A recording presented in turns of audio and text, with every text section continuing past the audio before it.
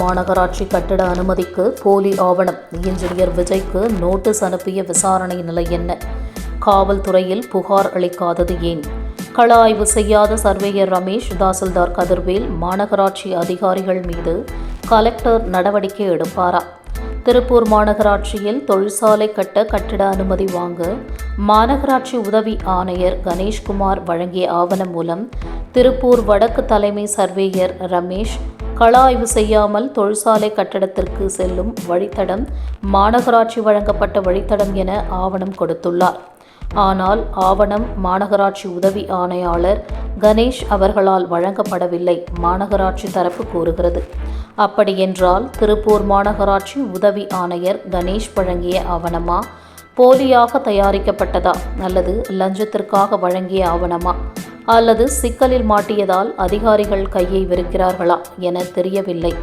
இது குறித்து விவரம் வருமாறு: திருப்பூர் மாநகராட்சி 1வது மண்டலம் 25வது வார்டு 15 வேலம்பாளையம் சிறுபுழுவம்பட்டியில் SFN 565/2B என்ற இடத்தில் சுமார் 14,000 சதுர அடி இடத்தில் 13,000 சதுர அடி தொழிற்சாலை கட்டிடம் கட்ட விக்னேஷ் என்பவர் இன்ஜினியர் விஜய் என்பவர் மூலம் விண்ணப்பித்துள்ளார்.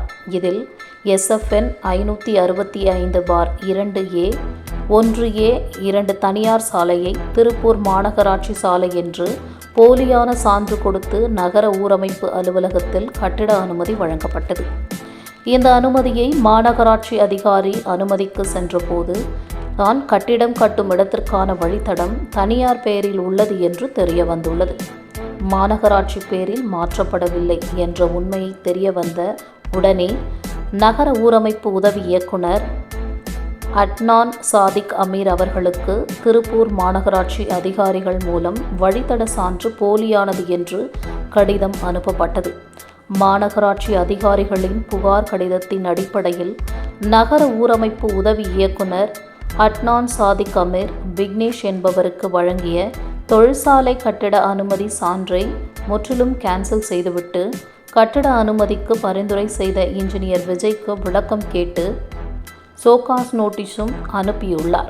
ஆனால் இன்ஜினியர் விஜய் மீது விசாரணை செய்யப்பட்டதா, நடவடிக்கை எடுக்கப்பட்டதா என எந்த விவரமும் தெரிவிக்கப்படவில்லை. திருப்பூர் இன்ஜினியர் அசோசியேஷனில் செயற்கைக்குழு உறுப்பினராக இன்ஜினியர் விஜய் இருப்பதால் நடவடிக்கை எடுக்க தயக்கம் காட்டி வருகிறார்கள். வழித்தட போலி சான்றிதழ் குறித்து விசாரித்த பொழுது வழித்தட சான்று திருப்பூர் வடக்கு தாசில்தார் கதிர்வேல் ஒப்புதல் கொடுத்து திருப்பூர் வடக்கு தலைமை சர்வேயர் ரமேஷ் சான்று வழங்கியுள்ளார். ஆனால் சம்பந்தப்பட்ட இடத்திற்கு திருப்பூர் வடக்கு தாசில்தார் கதிர்வேல் மற்றும் தலைமை சர்வேயர் ரமேஷ் ஆகிய யாரும் கள ஆய்வுக்கு செல்லவில்லை.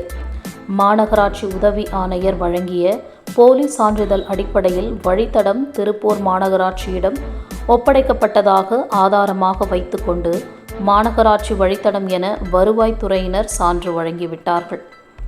சாதாரண பொதுமக்கள் வருவாய்த்துறையினரிடம் சாதாரண சான்று வாங்க வேண்டுமென்றால் வருவாய்த்துறையினர் பல்வேறு விசாரணை ஆவணம் என அலைகழிக்கும் சூழ்நிலையில் இருந்த இடத்திலிருந்தே பல லட்சம் லஞ்சமாக வாங்கிக் கொண்டு போலி ஆவணத்தை ஆதாரமாக வைத்து கள ஆய்வு செய்யாமல் வழித்தட சான்று வழங்கப்பட்டதாக சமூக ஆர்வலர்கள் வேதனையுடன் மேலும் கூறுகையில், முதல் மண்டல உதவி ஆணையர் கணேஷ் மற்றும் நகரமைப்பு என்ஜினியர் சிவக்குமார் பல லட்சம் லஞ்சமாக பெற்றுக்கொண்டு தனியார் வழித்தடத்தை மாநகராட்சி தடம் என சான்று வழங்கிவிட்டு திடீரென பிரச்சினை பெரிதானவுடன் போலி ஆவணம் என நாடகம் ஆடுகிறார்கள் என்று தெரியவில்லை.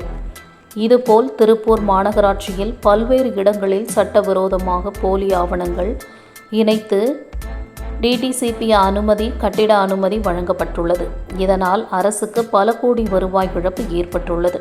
திருப்பூர் மாவட்ட கலெக்டர் நாரணரே மணிஷ் சங்கரராவ், மாநகராட்சி கமிஷனர் அமித், திருப்பூர் மாநகர காவல்துறை ஆணையர் ராஜேந்திரன் ஆகியோர் இணைந்து புலன் விசாரணை செய்தால் திருப்பூர் மாநகராட்சியில் பல கோடி மதிப்பிலான மாநகராட்சி சொத்து என்று போலி ஆவணம் மூலம் பல கோடி மதிப்பிலான சொத்துகளுக்கு DTCP மற்றும் கட்டிட அனுமதி வழங்கியது வெளிச்சத்திற்கு வரும். போலி சான்றிதழ் கொடுத்து அனுமதி வாங்கிய இன்ஜினியர் விஜய் மீது காவல்துறை மூலம் புகார் அளித்து நடவடிக்கை எடுக்க தயங்குவது ஏன்?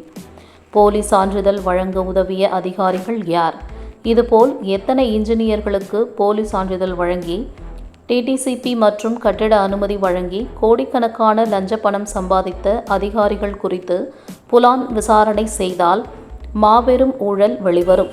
போலி ஆவணம் குறித்து திருப்பூர் மாவட்ட நில அளவு பதிவேடுகள் துறையின் உதவி இயக்குனர் ஜெய் சிவகுமார் விசாரித்த பொழுது தனக்கு எதுவும் தெரியாது என்று கூறி கைவிரித்து விட்டார்.